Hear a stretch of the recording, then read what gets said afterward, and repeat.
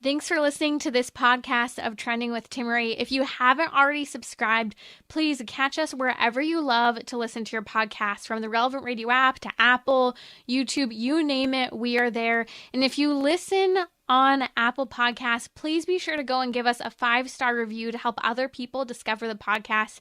Anything you share in terms of episodes, whether it's texting it to a friend, posting on social media, helps to build up the kingdom for God, to help confront the challenging issues we face as a culture, but with joy, with hope, and with an eternal perspective where our faith collides with everyday life, bringing eternal principles to help us live our life joyfully. So, what's trending? Bridging your Catholic faith with your everyday life. You're listening to Trending with Timmerie on Relevant Radio.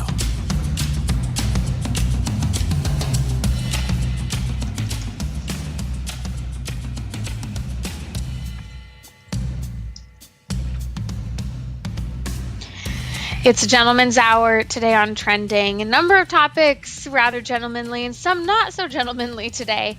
We will be joined in a moment by Jim O'Day, the Executive Director of Integrity Restored. We're going to talk about two things: the virtue of courage in light of current events, specifically the Uvalde, Texas shooting, and the news that came out toward the end of last week that was really frustrating, I think, for most people, that the officers waited over 40 minutes to enter in when there was a single active shooter in that school. Many people, the news broke, and we'll get into a little bit more, that, parents were outside, that the men who had heard and left their jobs, the fathers had showed up, they were actually organizing to enter the school themselves because the officers were taking so long to enter. A lot of details are coming out, and there's a lot of criticism, and it begs the question, what happened? And I think we'll learn more of those details as the days go on, but it's been made very clear that it seems that the training that they received wasn't necessarily followed. And so we'll talk about courage in light of current events. We're also going to take your questions today. Any question goes. We're going to talk a little bit about a difficult topic today relating to the latest news in terms of online adult quote entertainment and the connection to pornography and what's happening. A lot of people will talk about pornography as a means to help combat loneliness, to self-soothe. Is this the case? What are we learning? Well, we'll unpack much of that today with Jim O'Day, the Executive Director of Integrity Restored. We're also going to talk about a abortion pill that you might not have heard of before, that is used in other countries where abortion is illegal. It's used in the earliest stages of development, in the earliest stages of pregnancy, and it's being tossed around as the next frontier, especially in states where abortion is being outlawed. I'll explain to you the latest news and how this is being advertised to many young women today on social media. You're listening to Trending with Timmerie here on Relevant Radio. Joining me now is Jim O'Day, the Executive Director of Integrity Restored. Jim, it's so good to have you. You have been on the front lines of many career positions. Now you work combating the issue of pornography and sexual addiction at Integrity Restored. You've been in Homeland Security, Homeland Defense. You've taught martial arts. I'm curious to talk with you about the recent Uvalde, Texas shooting. Countless lives were lost, in particular children. And the news broke last week, and it was so upsetting for me. I couldn't even talk about it here on the show, that the officers waited over 40 minutes to enter in to take care of what was happening and go after the shooter. Men were organizing, fathers who had heard what was happening. They had left work and were outside. They were actually putting together a group of them that, because the officers weren't responding, were planning on entering into the school themselves. People were begging the officers to go in. The rule books from the recent training that these officers had just over the last couple of months and the last weeks, they didn't follow the rule book. And there's been a lot of criticism by high level officials in law enforcement saying they made the wrong call, even just with one or two officers they should have entered in. And it brings to mind, Jim, many questions. And I think at the heart of this, I think the question you and I are kind of asking is, why?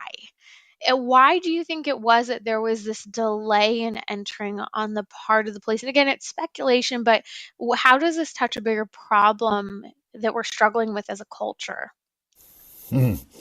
Well, first of all, thanks for having me on again, Timmerie. I always love to be on your show. Um, and I want to say, just like you, I'm angry.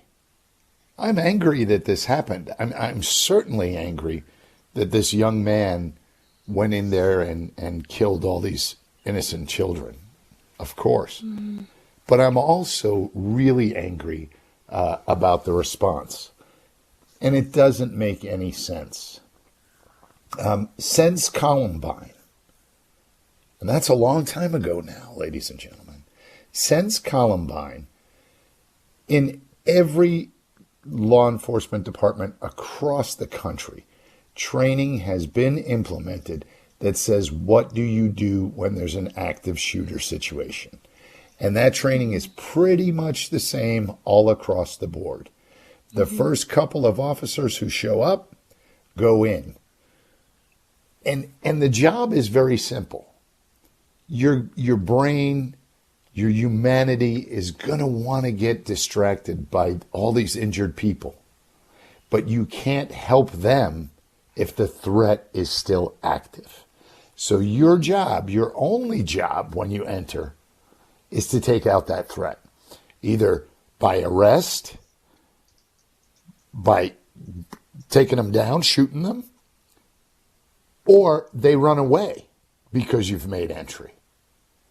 When that happens, then you can start caring for the people who are injured and wounded and bleeding out. Why in this case, Timmerie?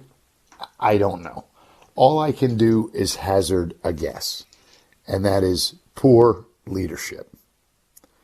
These officers apparently were, many of them, arguing with the leadership that was on scene. Why they waited for leadership to get there to make a decision, still beyond me. Because It's not again, best protocol. practice, no, best practice tells you, you don't wait.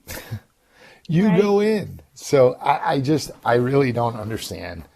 But I think it does speak to a bigger problem. And that's the problem of the virtue of courage. I don't think we really understand that anymore. You know, as far as Aristotle was concerned, that was the first virtue. The first virtue that every man had to develop was the virtue of courage. And he said something really, really interesting about the virtue of courage. For him, it did not mean not being afraid. Yes, a courageous man is, according to Aristotle, both fearful and bold. But he is that in the right time, in the right manner, and for the right reason. Mm. And I think That in this fear. case, what better reason could you have? What better time, Timmerie, than to save children? What better motivation? Well, I, and I I even just, look at it, people might argue, Jim, that all the dads that were organizing outside to go in because the police weren't, were more courageous because they had more on the line. They had family in there. But actually, these people, these parents, these fathers weren't trained the way that our officers were. They didn't just receive 2 months prior an active shooter training. And I mean, I read from the manual that these officers had in the Uvalde school district area for this type of scenario.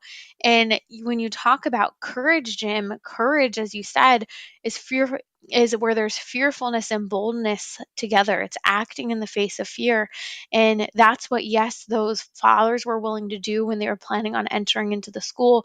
But that's also what obviously these police officers were struggling with in this scenario. And I mean, I love and respect our law enforcement. We have many family members who are law enforcement. I think often our law enforcement, unjustifiably so, receive quite a bit of flack. But this is one of those moments where you're saying, what's happening? As you said, this is an issue in our culture circling around courage. And I think the question in part, Jim, is how do we regain that sense of courage that was a fundamental part of manliness, as you're saying, decades and even centuries ago, that we no longer seem to have today in the same way? Well, I think a big part of that problem is the almost maniacal interest we have in self now. This selfishness is a big driver. And actually, selfishness is the opposite of courage. I would not say fear is. Because you should have fear. You're a thinking human being. And as a cop, look, you don't want to put yourself recklessly in harm's way, obviously. But you've signed up for this job. And you know in this job, the first and foremost thing you do is not locking people up, but it's serving. That's what it means to be a good law enforcement officer, is that you focus on service. And so I think we have a problem today culturally where we are so narcissistic that it gets in the way of being able to exhibit the virtue of courage. Because, And you remind me of when that's not good for me.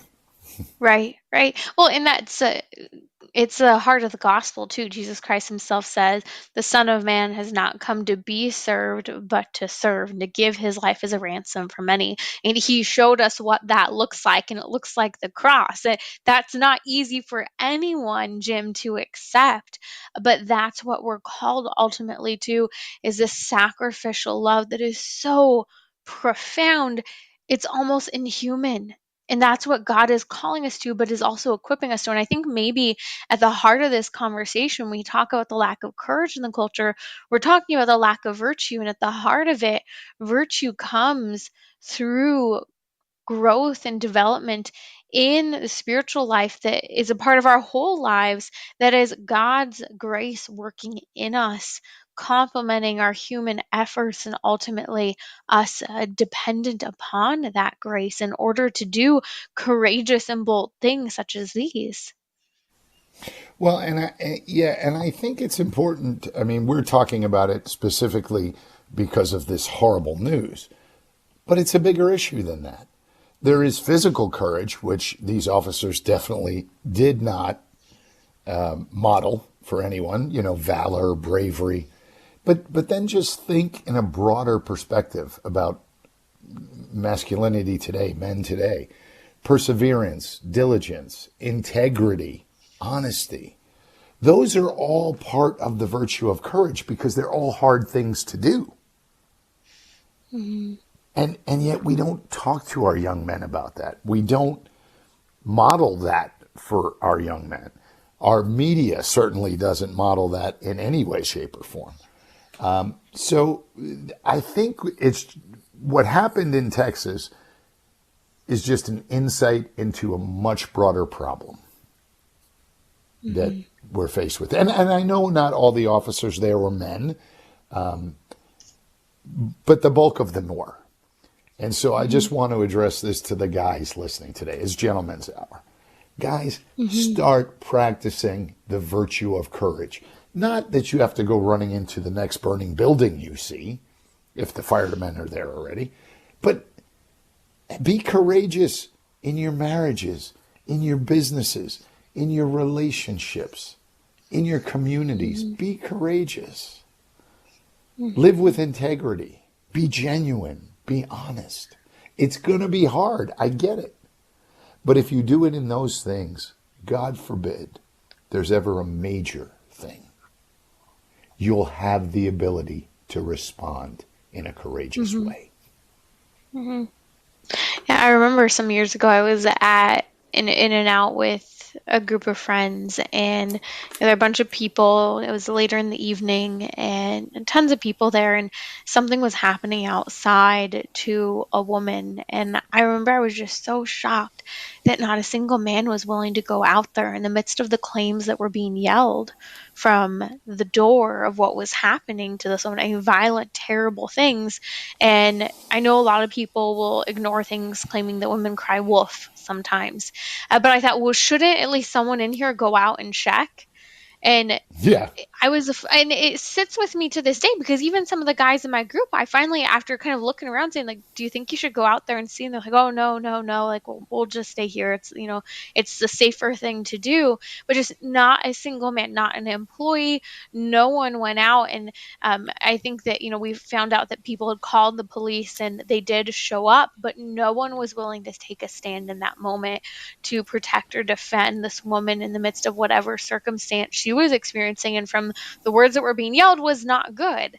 And I think that it's so easy for us to kind of say, well, that's not my problem, or I need to stay safe here where I'm at. And yes, we can have responsibilities for others, and there are times where no, we should not walk away from protecting those who are entrusted to our care.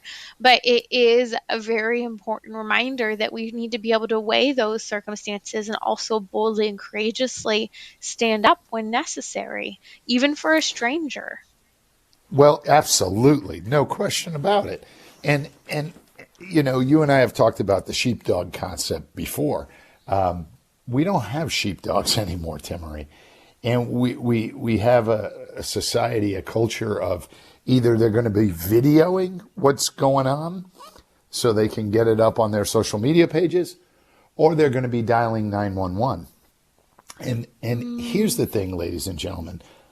Almost 100% of the time, the cops aren't going to get there in time. Mm-hmm. They're not waiting around the corner for this to happen. They're somewhere else. And depending on the jurisdiction, that somewhere else could be 20 minutes away before they can get a squad car there. So that false, well, I called 911, I did everything I had to do, now I'm just going to video it.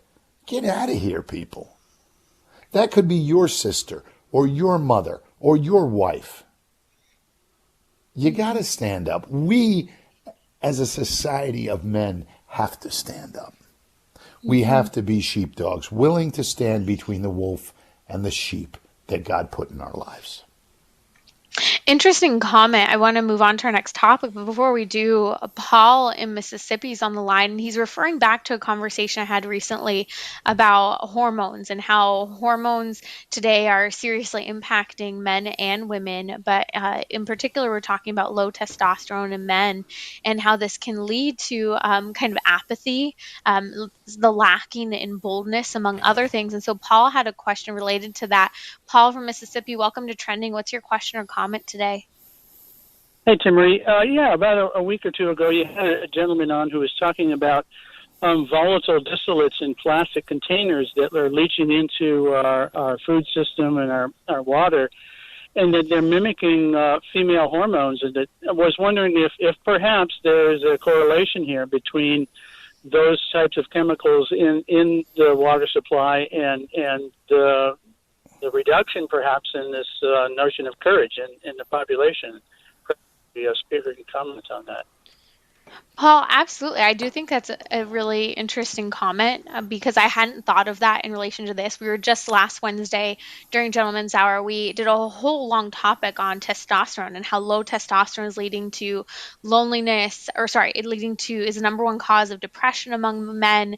It's leading to a lack of boldness, which would be related to the virtue of courage. And I think that with the chemicals that, like you said, are in plastics and a lot of our environment, where men and women are being exposed, especially men, to hormones that are of the opposite sex in large quantities in our water as well, from the birth control in the water. There's studies coming out of the University of Denver or Colorado and others have shown that this could be very much so a correlation. Jim, I'm interested to hear your thoughts on that.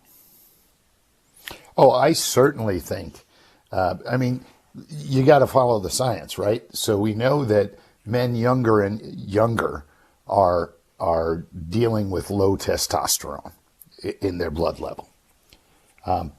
So you got to follow the science. If there's smoke, there's fire. There's probably something there. But low testosterone is also kind of a normal condition as you age. And some of the most courageous, virtuous men I know were older guys who would still be the first one to kick down that door, Timmerie, and get in Because there. it's habit. So I don't think it's habit. Yeah, that's my point. I think what we're seeing is, yes, there's probably some physical manifestations of low testosterone, but this society of porn-addicted men, I'm just going to say it flat out, they become apathetic about everything. So, of course, they're not going to have the physical or moral courage to stand up because their default state is now apathy. Apathy and choosing my comfort. Choosing my comfort in the situation. Absolutely, my selfishness.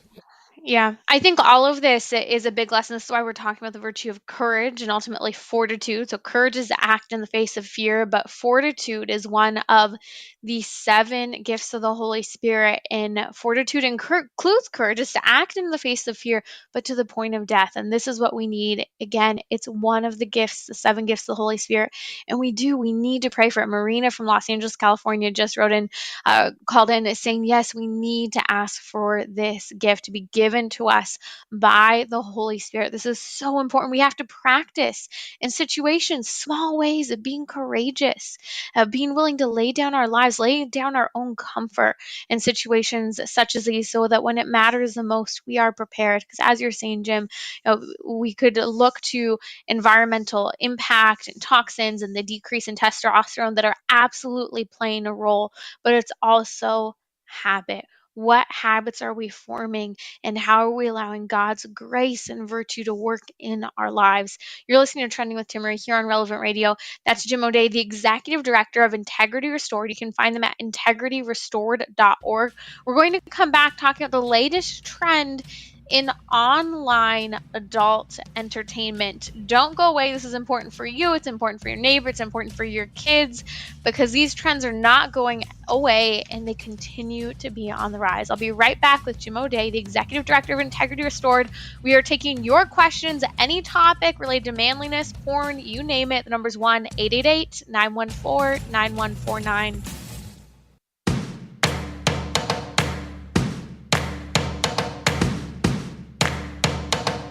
We're talking about what you're thinking about. You're listening to Trending with Timmerie on Relevant Radio and the Relevant Radio app.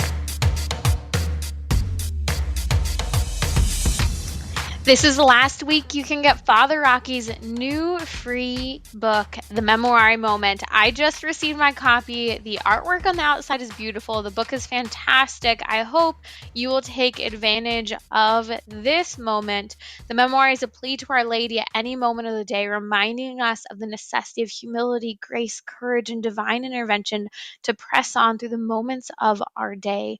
Our world desperately needs Mary's help right now. So join us today at relevantradio.com/moment with this new free book to learn more about this prayer and why praying it right now can change history. We are, again, offering this completely for free. So act now as the final copies are going fast. Sign up today at relevantradio.com/moment. You're joining us during our weekly Gentleman's Hour. Joining me today is Jim O'Day, the Executive Director of Integrity Restored. Find them at integrityrestored.org. We're taking your questions related to any topic. We've discussed courage. We're talking about online adult entertainment and pornography now. Maybe you or someone you know is struggling with a pornography addiction. Jim O'Day is a coach helping people overcome pornography addictions and has incredible stories that he could share, although that's not our topic today, of people who are working through those sexual addictions, seeing marriages, relationships, and themselves heal. A little later on in the show, we're going to talk about the latest new pill being used in the United States now that has previously been used in countries where abortion is illegal. This will be one of the new trends in the abortion movement to push forward early abortions in the face of pro-life laws being passed. I'll share this with you in just a little bit. But Jim, I want to talk with you. You're dealing with this at the forefront of our culture today, and that is the latest trends in adult entertainment. What's happening, and what do we need to be aware of, either in our own lives and the lives of our friends, spouses, or children and friends? Well, the first thing I want to say, Timmerie, is that I tell this to everybody. If you yourself are not struggling, and I don't care if you're a man or a woman, and I don't care if you're young or old, if you yourself are not struggling, you absolutely know and love someone who is. It's just that prevalent. The numbers are just that staggering. The pandemic didn't do anything to help us. If anything, it drove the numbers through the roof. Everybody was home on their computers virtually. Anytime you're on any technology, you're literally 3 clicks away from finding something pornographic. And that goes the same for our children. So don't use technology as a babysitter, because your kids are going to come across it. There's a lot more interest now, even in the secular psychology world, of what is pornography doing? This constant usage of pornography, what's it doing in our brains? And there was a secular study we hear all the time here at Integrity Restored. Well, I use it to self-soothe. It makes me feel better if I'm bored or lonely or anxious or stressed or tired or depressed. The blasted effect, which I talk about. It makes me feel better. But there was a study out by Dr. Gary Brooks just a couple years ago that says, well, actually in your brain, the opposite is true. Yes, for the moment, you might feel better because you got that little dopamine hit. But once that dopamine crash happens, then you're going to feel even more lonely, even more anxious, even more stressed or tired or depressed, whatever you were trying to self-soothe. So I think it's interesting because Dr. Brooks is not necessarily anti-porn or pro-porn. He's just, hey, this is just a fact. And so the science is starting to catch up with what we've known here in the Catholic Church for millennia. It's not healthy. If your sexuality is disordered in that way, you're going to suffer for it. Mm-hmm. I thought there was This is an good interesting... news. Yeah, I mean, this is good news to see that it's not just people who are Christians saying this, people who believe in marriage belonging within the context of marriage, only between spouses, but that even mainstream psychologists are starting to see the fallout from claiming that pornography and adult entertainment is self soothing and healthy. I think, though, there's been a lot of damage done, Jim, in much of the health literature today, and will probably be done for some years to come, where this is still recommended, although the research doesn't point to that. Oh, there's no question about it. When, even the conversation, Timmerie, about whether pornography can be addicting or not addicting. There's hundreds of studies out there that if you read the scientific data, any normal human being, any thinking human being would say, well, that certainly sounds like something that could be addicting. But what do the so-called experts do? They cite one study, which is dubious in my opinion, where the researcher said there's no way it can be addicting because of these 5 reasons. They all cite that same study, and they totally disregard the hundreds of other studies, many of them done by secular organizations, that say, wait a second, just like online gaming or online gambling or online shopping, this activates the same area of the brain. Therefore, it creates an addictive pathway. Mm-hmm. There was an interesting study in the UK here that your listeners need to know about. One of the things that happens with any addiction is something we call tolerance. As you imbibe more and more, behave in that way more and more, your tolerance for it grows. So you need to do more of whatever you're doing or something stronger. And a study a couple of years ago, back in 2018, out of the UK, 46.9% of people surveyed admitted to needing to watch something that they previously thought was vile or disgusting just to get the same rush. Wow. Almost half, Timmerie, ended up watching something that if you talked to them a year or 2 years before, yeah, I like porn, but I would never watch that kind of porn. Whatever that kind is. They ended up going there. And that's why we're seeing such a tremendous increase in child pornography arrests and raids in this country, not because people are producing it, but because they're consuming it. They end up there because the body needs that rush. It's And amazing younger. yeah, and it's amazing how dependent our bodies become on the normalcy of certain type of behaviors and how we crave more. It's just just like sugar. You start eating sugar, you keep eating sugar, your body craves more sugar. No matter how badly you'd like to deny and claim you don't eat that much sugar, which a lot of people claim today, and that's why dieting can be so difficult for many people. We don't realize when our behaviors become slightly addictive, where our bodies are reacting to it and desiring more. And I think that it's so simple when we really think about it.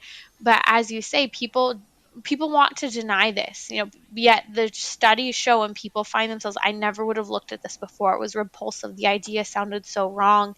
And yet the types of pornography that people are looking at is outrageous. I mean, people who never ever would have dreamed of doing something such as looking at child pornography are today. I mean, parents who behave as good parents are looking at child pornography because they have become addicted to pornography, and it isn't enough. Their tolerance is building up. And I think that when you talk about this, it points to what always I think of, Jim, and that is the story of Tim Bundy. And Tim Bundy, Oh, right? I'm forgetting his absolutely. first name. Yeah. Yeah, What yeah. was his first name? Ted Bundy. Ted. There we go. Ted Ted. Bundy, the serial Yep. killer. And he in a final interview, I believe it was with Dr. James Dobson, he comes out, this tell-all he wanted the world to know as he's on death row about to be executed, that this all started with looking at pornography. I grew up in a good home, a good family, good marriage, good parents. And what I looked at, I eventually needed to act out. And it started with acting out. It started with kidnapping people. It started with abusing people. And it led to this serial killer that he became. I'm not saying, and again, that's a slippery slope argument, I'm not saying that all people will become serial killers No. or abusers who look at pornography, but this tolerance level that you're talking about is a very serious issue and is damaging many people's lives, as you see firsthand. And maybe you can speak to this a little bit. Maybe share a little bit of stories of where people are losing their livelihoods and their families because these addictions are getting out of control, and they're seemingly good people with good families, good marriages. Good jobs. I mean, this is so ubiquitous that it doesn't matter. I can honestly say I've spoken to people from every demographic. Everyone. Wealthy, CEOs, maintenance workers, small business owners, clergy. It doesn't matter. It's that dangerous a habit to allow into your life. And here's an interesting thing. The child porn is the most shocking, right? And that's where everybody goes, no way, I would never do it. Well, but for the grace of God. Be sure to say that. But here's something more common. Heterosexual men, married men, happily married, fathers, are bored with every kind of porn they can find except gay porn. And you know what? That's when they reach out to me because they're completely freaked out. What is wrong with me? repeat that for just a moment because my jaw just dropped. I know I've heard some of this trend, but you're saying this is a normative among husbands and fathers today. Yeah, so what the brain is looking for, the science of it is very simple. The brain is always looking for something novel, something new. And so then it can give you a bigger hit of dopamine. So you've been through looking at women, you've been through looking at couples, you've been through looking at groups, you've been through looking at some of the more violent stuff. Well, where are you going to end up? Even as a straight man, you're going to end up on homosexual porn. And if that doesn't freak you out and tell you how much this addiction has got hold of you, I don't know what will. But it's common. Let me tell you, I got a lot of calls about it. So what you're saying is that men are turning to gay porn because they need something novel, and this is how the addiction works. And men, and I've heard and I've seen some of these stories and cases, again, are good Catholic men and fathers from good families who were struggling with a pornography addiction, and next thing you know, it led to them looking at gay pornography, at times pornography with underage boys, and they're being arrested. They're losing their careers, they're losing their Oh, families, and no one's talking about it because even in our communities where they're respectable people, we don't want that news to be shared. We don't want to publicize that. And so these stories are being justifiably so, in a certain respect, quietly dealt with within families. But then the fallout of the impact this is having on men is not being discussed. And this is why, Jim, we need organizations such as yours, integrityrestored.org, hope in healing from pornography. And if you have a loved one who's looking at pornography, hope in healing for them as well. Training programs, information, real science, faith, counselors, therapists, all the resources are there. Jim, there's so much we could talk about on this front. I'd like to open this up to questions. I know this is a difficult sure. topic for many people. If you'd like to ask a question of Jim and discuss this issue, number is 1-888-914-9149. We're happy to take your question now. We have some people reaching out now, but before, Jim, I'd like to discuss another fact that's come out, that 50% of people surveyed in a recent study said that porn use created body issues for them. Now, is this just women or is this men as well? Both. Both. And both very similar. Body dysmorphia issues, where they have problems with certain areas of their body or how they look. For women, it often leads to eating disorders or wanting surgeries to enhance certain areas of their body. And for most men, it comes down to being unsatisfied with how muscular they are and how big they are. Which creates a whole other set of problems with intimacy and relationships. It's crazy because everything you're seeing is fake. It's camera angles, it's enhanced, it's makeup, it's lighting. And yet, because the way our brain works, we see it as real and we say, well, the only way I'm going to be attractive is if I am like that. And nothing could be further from the truth. But it doesn't matter. It's what happens. And it's body dysmorphia, as you were saying, and it's sad that the media, the Hollywood industry, and pornography industry are all feeding into this. Jim, what are some of the more common questions you're receiving from people who are experiencing pornography addiction when it comes to overcoming this or trying to understand why this is happening to them? Well, one of the first things I always hear is, why? Why did this happen to me? And honestly, it's because God is amazing. And God made us as these incredible sexual creatures. So your body is responding, your brain is responding exactly how it's supposed to that type of stimuli. The problem with pornography is It's a supernormal stimuli. Any supernormal stimuli is no good. All that means, there's tons of scientific psychological definitions. The simplest definition is, it's too much. Mm-hmm. You're not supposed to see people that way. You're not supposed to be able to flip through hundreds of people in a 30-minute session online. God didn't make us that way. So we've taken something that's good and we've allowed it to become warped. And so your body is reacting the way it's supposed to. Now, the good news is, Timmerie, thousands and thousands of cases in the 7 years now I've been working with Integrity Restored, thousands and thousands of cases of healing because the brain is neuroplastic. You've heard about that. It's been on commercials on television. Your brain is neuroplastic. The good news is that means it can rewire.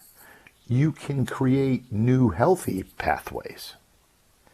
And there was a study in 2020 out of Switzerland that found even 30 days, 20 days, small breaks, short times away from consuming pornography lead to less negative impacts on your brain, on your body, because there's physical impacts too, particularly for men, and more positive outcomes in real life. You see, what you're doing online, what you're consuming, doesn't just affect you, it's affecting every relationship you have. Mm-hmm. I talked to a buddy of mine last week, Timmerie, and I grew up with this guy. Know him literally forever from New York. Good guy. And he kind of thinks porn's okay. And I just asked him one question. I said, well, let me ask you this, because he said, don't go into that whole Catholic thing of sin. And I said, no, I'm not going to talk to you about that. He said, when you watch a lot of porn, when you travel and you watch a lot of porn, do you look at women differently in an elevator, in a hotel lobby, walking down the street? And he got quiet for a minute. He said, you know what, bro? I do. I never thought about it. But when I'm really looking at a lot of porn, I look at every woman like, what would she look like naked? What could I do with her? What would she want? What do I want? It just changes. I said, yes, that's what happens in every relationship, including with your children. Not that you're looking at your children sexually, but you're looking at your children as, how do I get them away so I can go back to doing what I really want to do? And he was like, you're right. I sneak off to my office at home. Yeah, you do, don't you? And that's the truth of what we are seeing with pornography. But the good news, Jim, as you're sharing, is that healing is possible.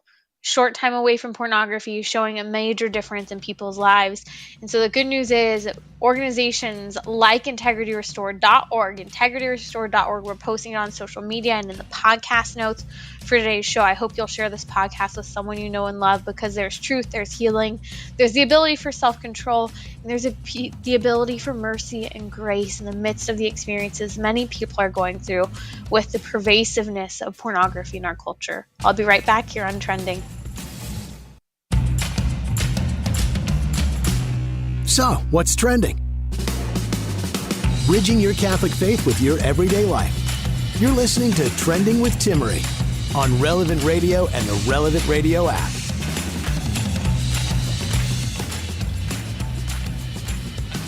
Okay, there's so much that could be said tonight with the jury ruling. The decision is made on the Amber Heard Johnny Depp defamation trial. This was all about Johnny Depp's name. 6 years ago was the beginning of it. His name, although not initially referred to, but obviously intended, being dragged through the mud over abuse claims. In the wake of the Me Too movement and prior, it is interesting to see the culture that we have been living in when it comes to defamation and the accusations of abuse, both physical and sexual. And the Amber Heard Johnny Depp trial was one that was sickening. I just 6 weeks. I think we've been through this, and details coming out. I have not followed the thick of it, but the ruling for this trial is that Johnny Depp has been found guilty in all accounts and is winning, receiving $15 million in the settlement. Amber Heard is also being awarded $2 million for comments that were made by Johnny Depp's attorney. So many people are posing this as, oh, both Amber Heard and Johnny Depp were defamed and they're both receiving rewards. Well, just to be clear, Johnny Depp did not defame his ex-wife Amber Heard. It was actually the attorney, the comment that was made during all of this, and so she is receiving $2 million, which obviously Johnny Depp, having hired this attorney, will be dishing out the $2 million being awarded to Amber Heard. It's interesting. I think so much could be said of this entire trial. It was sickening to hear the details I did hear. Two people living very, very messy, sad lives, where everything from drugs, alcohol, family abuse, family situations, mental illness, the price that fame has on many people's lives. But one thing I do want to discuss, and I think that much more could be said of this than in just these few brief moments, is the believe all women claim. Ever since the Me Too movement, there's been this pressure to believe all women, anything a woman says. And if she says that she has been abused in any way, she should be 100% believed without there being any trial. And we are living in a culture today where when a woman accuses or claims any type of abuse, it's as if a man is held guilty before being proven innocent. That's not our judicial system here in the United States. It's innocent until proven guilty. But we're living in a culture today, specifically for men, where you are guilty before ever being proven innocent. And I think that this is one thing that the Amber Heard Johnny Depp trial really does point to. And I hope that this will be a trend and a reminder for people that we cannot allow the names of men to be dragged through the mud before there's more proof, before these men have been tried. Am I saying that every man who is accused and hasn't been tried is innocent? No. But I think that as a culture, we have to be much more careful because someone such as Amber Heard and many others can lie.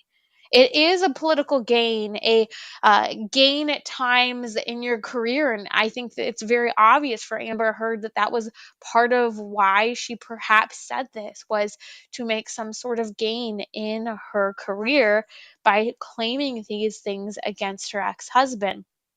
So much could be said, and I know people will be upset for comments. Many people feel very bad for both of them, as do I.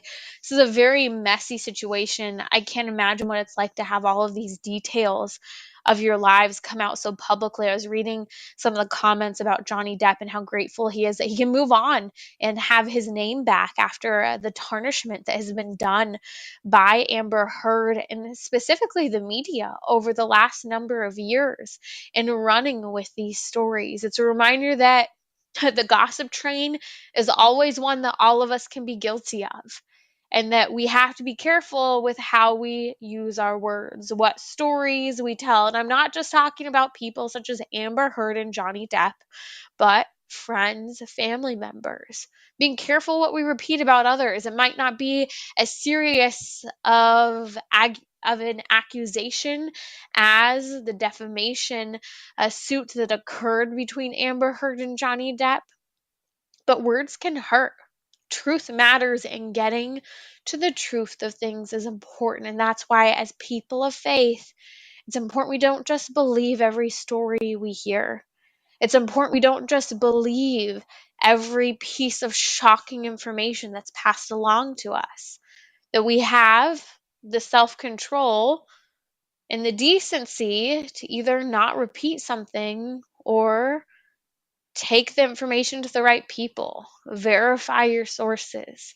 Don't just follow essentially what is a gossip train, one that has harmed many people in this nation, one of whom being Johnny Depp. And again, even in the face of Johnny Depp not being a morally upright and outstanding individual, it all brings us back in that perspective. And so as we see this jury making this ruling in Johnny Depp and Amber Heard and all the social media response, I think the fact that this idea of believe all women is trending on social media is a reminder to be cautious in how we approach these blanket ideas of believe all women, but instead have a culture where we are upholding and protecting men and women and recognize the reality that defamation can impact for an entire life both men and women based on what is and isn't said about them.